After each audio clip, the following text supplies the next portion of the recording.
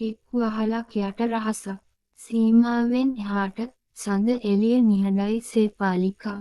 ජීවිතය කියන්නේ පුදුම හන්දි පාරවල් ගොඩක් තියෙන තැනක්.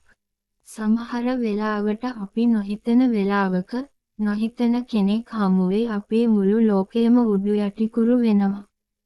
මම නිර්මලා. විදේශ රටක සීතල පරිසරය මැද ගියුණු මගේ ජීවිතය දියුණුවෙන් පිරීලා තිබුණත් මගේ හිත ඇතුලේ තිබුණේ මහ හිස් තැනක්.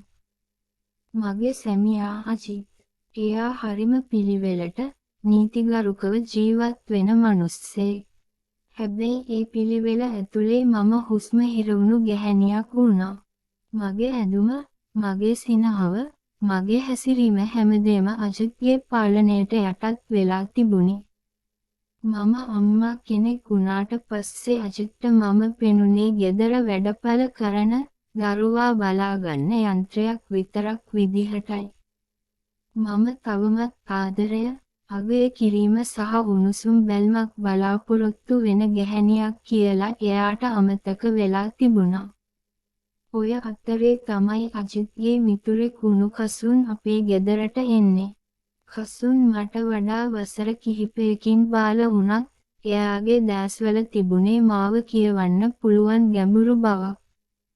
මුලින්ම අපේ නිවසේ නවාතැන්ගත් පහුපසුව වෙනත් තැනකට ගියත් නැවතත් අපේ නිවසේ කාමරයක් කුලියට ගෙන පදිංචියට ආවා.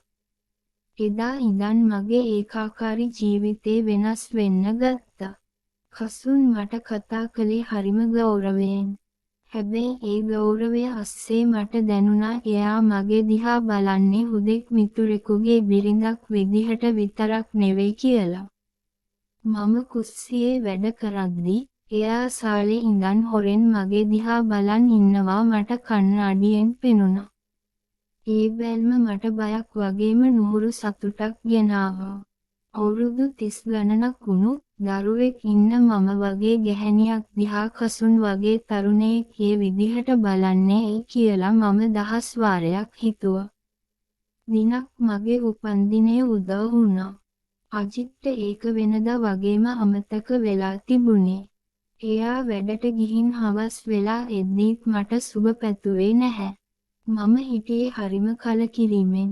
ඒත් දහවල් කාලයේ මගේ දුරකථනයට ආපු ඇමතුමෙන් මම ගැස්සුණා. ඒ කසුන් හැපි බර්ත්ඩේ නිර්මලා අක්කේ.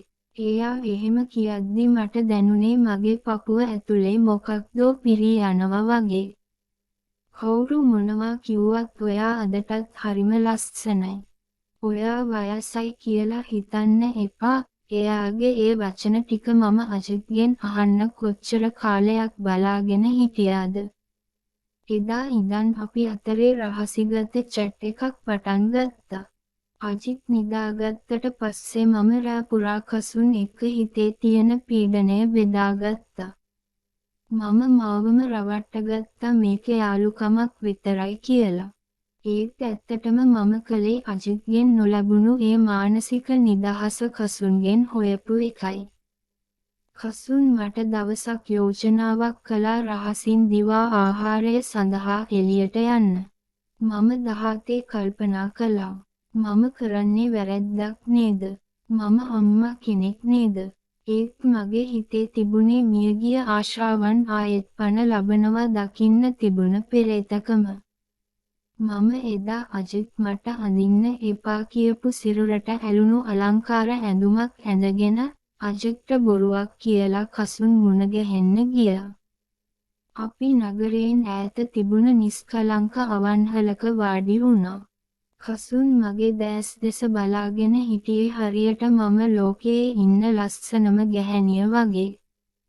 එයා මගේ අතින් අල්ලද්දි මට දැනුනේ මුළු සිරුරම හිරිවැටෙනවා වගේ. එයා මගේ අල්ල මත තැබූ හාදුවෙන් මම අවුරුදු ගානකට පස්සේ මම ගැහැණියක් කියලා ආයෙත් වතාවක් තේරුම් ගත්තා. අපි එතනින් පස්සේ ගියේ මනරම් උද්‍යානයකට. විලක් අසල තිබුණ ලොකු ගහක් යට වාඩි වුණාම කසුන් මාව එයාගේ උණුසුමට ලං කරගත්තා. මම මුලින් අකමැති වුණත් මගේ හදවත එයාට ඉඩ දුන්නා. කසුන් මගේ දෙතොල් සිප ගනිද්දි මට දැනුනේ මුළු ලෝකයම නතර වෙලා වගේ.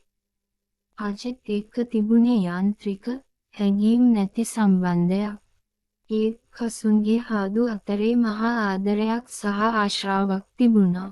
මම විනාඩි කිහිපයකට අමතක කළා මම විවාහක ගැහැණියක් කියලා. මම මගේ පවුල, මගේ ගෞරවය හැමදේම අමතක කරලා ඒ මොහොතේ සැබෑ නිර්මලා වුණා. කසුන් මගේ සිරුර ස්පර්ශ කරද්දී මම වෙවුලන්න ගත්තා. මම දන්නවා මම මේ කරන්නේ ගින්දරක් එක්ක සෙල්ලමක් කියලා. ඒත් ඒ ගින්දරෙන් මගේ හදවතේ තිබුණ සීතල නැති වෙලා යනවා මට දැනුණා. ආපහු ගෙදර එද්දි මගේ හිතේ තිබුණේ මිශ්‍ර හැඟීමක්. අජිත් දකිද්දි මට දැනුනේ වරදකාරී හැඟීමක් වුණත් කසුන් දුන්න ඒ උණුසුම මගේ හිතේ තවමත් ඉතිරි වෙලා තිබුණා. එදා රෑ මම කණ්ණාඩිය ඉස්සරහට ගිහින් මගේ රූපේ දිහා බලද්දී මට පෙනුනේ වෙනස්ම නිර්මලා කෙනෙක්. මගේ ඇස් දිලිසෙනවා. මම දන්නවා දැන් මම අඩියක් පස්සට තියන්න බැරි තැනක ඉන්නේ කියලා. මේක ප්‍රේමයක්ද නැත්නම් පීඩනයෙන් මිරිකුණු හිතක් හොයපු සහනයක්ද කියලා මම දන්නේ නැහැ. ඒත් එක දෙයක් මට විශ්වාසයි, මම මීට පස්සේ කවදාවත් පරණ නිර්මලා වෙන්නේ නැහැ. සඳ එළිය යට නිහඬව පිපෙන සේපාලිකා මලක් වගේ මගේ රහසිගත ආදරයත් නිහඬවම පිපිලා තියෙවි. කාටවත් නොපෙනී ඒත් මගේ මුළු ජීවිතේම සුවඳවත් කරමින්. මේ කතාව මෙතනින් ඉවර වෙන්නේ නැහැ. මේක මගේ අලුත් ජීවිතේ ආරම්භය විතරයි. ඒ රහසිගත හමුවීමෙන් පස්සේ මගේ ලෝකයේ දවස් කිහිපයකට නතර වුණා වගේ දැනුණා. කසුන්ගේ හාදුවල උණුසුම තවමත් මගේ තොල් අතර රැඳිලා තියෙනවා වගේ මට දැනෙනවා. ගෙදර ඇතුලේ අජිත් එක්ක සුපුරුදු ජීවිතය ගෙවද්දී මම රඟපෑවේ ලෝකයේ ඉන්න හොඳම බිරිඳගේ චරිතය. ඒත් මගේ හිත ඇතුලේ හිටියේ වෙනම ගැහැණියක්. අජිත් රැට ගොරවමින් නිදාගද්දී මම රහසින් මගේ දුරකථනය අතට ගන්නේ මහ රෑ පිපෙන සේපාලිකා මලක් වගේ. නිර්මලා, අද ඔයා මගේ ළඟ හිටපු විදිහ මට අමතක කරන්න බැහැ. කසුන් එවන කෙටි පණිවිඩ කියවද්දී මගේ හිතේ තියෙන වරදකාරී හැඟීම පරදවලා මහා ආශාවක් ඉපදුණා. මම දන්නවා මම මේ ඇවිදින්නේ තලියක් උඩ කියලා. එක පියවරක් වැරදුනොත් මගේ ගෞරවය, මගේ දරුවා, මගේ පවුල හැමදේම සුණු විසුණු වෙලා යනවා. ඒත් ඒ අවදානම ඇතුලේ තිබුණ අමුතුම කුතුහලය මාව තව තවත් ඒ වැරැද්දට ඇදලා ගත්තා. දවසක් අජිත්ට හදිසි ගමනක් යන්න වුණා. එයාට සති අන්තයේ නගරයෙන් පිට වෙන්න සිද්ධ වුණේ රාජකාරී වැඩකට. මට දැනුනේ මහනිදහසක්. මමයි කසුන් විතරයි නිවසේ ඉතුරු වුණේ. එදා රෑ මම කුස්සියේ රෑ කෑම ලෑස්ති කරද්දී කසුන් සෙමින් කුස්සියට ආවා. එයා මගේ පිටුපසින් ඇවිත් මගේ ඉන වටා දෑත් යවද්දී මම ගැස්සුණා. කසුන්, එපා. කවුරු හරි දකී. මම බොරුවට විරුද්ධ වුණත් මගේ සිරුර එයාට ඉඩ දුන්නා. කවුද ඉන්නේ බලන්න. අද ඔයා මගේ විතරයි නිර්මලා. එයා මගේ බෙල්ල පිටුපසින් හාදුවක් තියද්දි මගේ දෑත්වල තිබුණ පිඟාන අතහැරුණා වගේ දැනුණා. මම හැරිලා එයාගේ පපුවට වාරු වුණා. මගේ හදවතේ වේගය මටම ඇහුණා.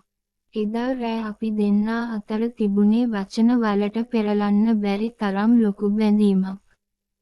අජිත්ගෙන් මම කවදාවත් නොලැබූ ඒ ආදරණීය ස්පර්ශයන්, ඒ උණුසුම් වචන කසුන්ගෙන් මට නොඅඩුව ලැබුණා. එයා මගේ සිරුරේ අස්සක් මුල්ලක් නැර ආදරය කළා. මම මෙතෙක් කල් හිර කරගෙන හිටපු ගැහැණිය එදා රෑ නිදහස් වුණා. හැබැයි මේ සැපය ඇතුලේ ලොකු බයක් හැමතිස්සෙම මගේ හිතේ හොල්මන් කළා.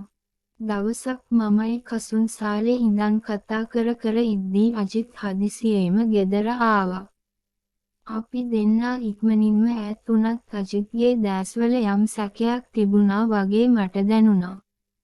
මොකද නිර්මලා මේ දෙන්නා මෙච්චර රෑ වෙලා කරන්නේ? අජිත් ඇහුවේ රළු හඬකින්. "නෑ. මම මේ කසුන්ගෙන් පොඩි උදව්වක් ගත්තා මේ ලැප්ටොප් එකේ වැඩකට." මම ගොත ගසමින් බොරුවක් කිව්වා. අජිත් මුකුත් නොකියා උඩ තට්ටුවට ගියත් එදා ඉඳන් එයා මාව පරීක්ෂා කරන බව මට තේරුණා. මගේ ෆෝන් එකට මැසේජ් එකක් එන සද්දෙට පවා එයා විපරම් කළා.